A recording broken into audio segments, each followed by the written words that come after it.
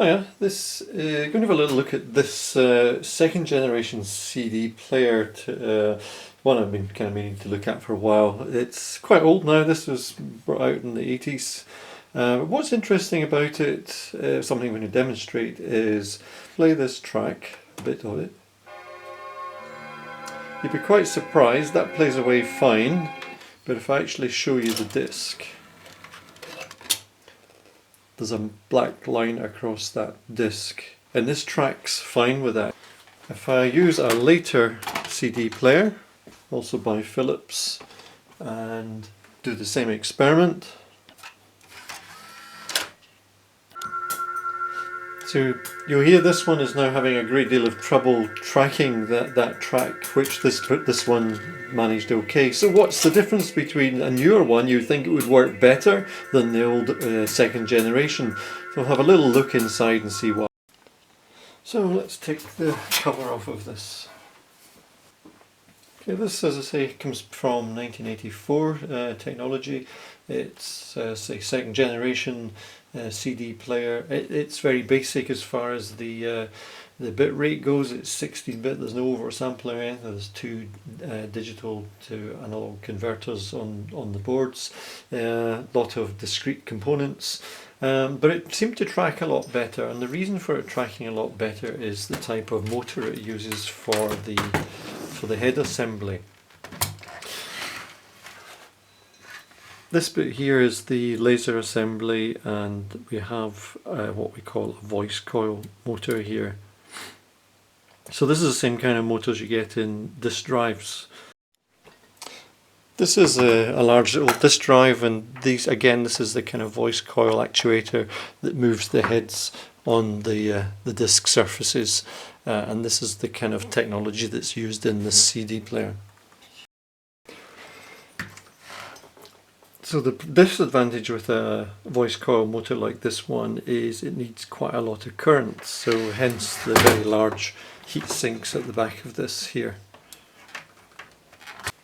If we look in the more modern one, let's say they're modern, but CD players seem to be all out of popularity now anyway.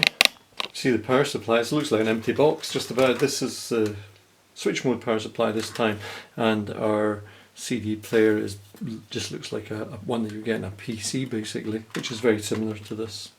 Now it's not too unusual. That looks like a unit out of a PC. I've got one here. There's also another Philips one, which wasn't planned. If we open it up and have a look inside it,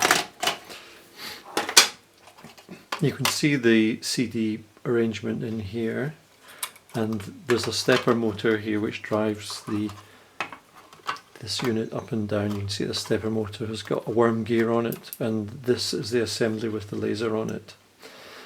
So unlike the voice coil, it's using a stepper motor for the movement of the laser head. Okay, this is the little unit that houses the laser assembly in a modern compact disc player. We've got the laser diode here and its driver circuit, and this is the beam splitter, and this is the photodiodes for tracking and output, and we have the optical lens here. Now this lens can be moved by voice coils in here, which will allow it to move sideways. It's also a focus coil which will lift or adjust the focus distance by moving the lens in or out.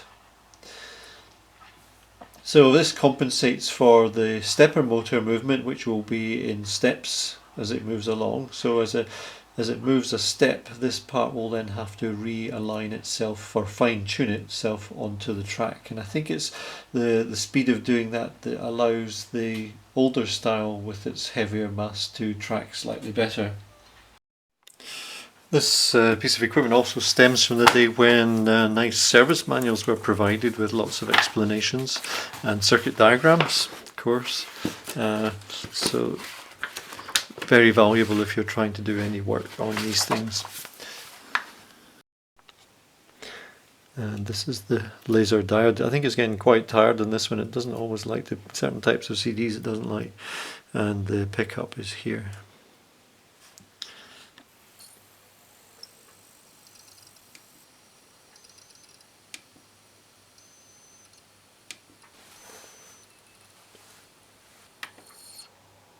This circuit board here is the decoder board. I think these are the two DACs. Interesting, the use of the copper ground layer on the board. I think that was quite new to Philips at the time. Turning over the unit, this is the servo board, so this is control for the servo. This little board controls the tray. So yeah, a lot more interesting to look at than a modern machine, and a lot easier to do any repairs on as well. Yeah. So last thing to note is it's a cast chassis, and that gives it quite a bit more rigidity and quite a bit of substantial weight actually in this unit.